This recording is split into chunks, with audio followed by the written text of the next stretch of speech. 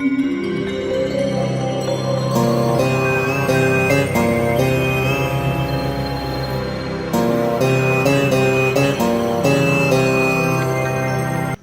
రాశి.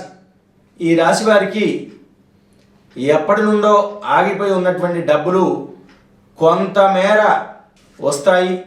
దానివల్ల మీరు చెల్లించాల్సినటువంటి డబ్బుల్లో కొంతమేర చెల్లించి మాట నిలుపుకున్నటువంటి వాళ్ళగా నిలుస్తారు.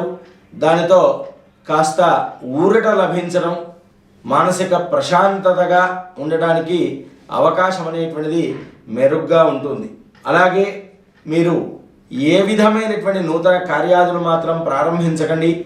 గ్రహ సంచారం అనేటువంటిది అంతంత మాత్రంగా ఉండడం వల్ల కొంతమేర ఇబ్బంది లోనవుతుంటారు.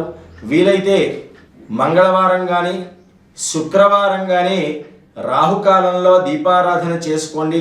దానివల్ల మరింత ఆర్థిక పురోభివృద్ధి చెందడానికి వీలు కలుగుతూ ఉంటుంది.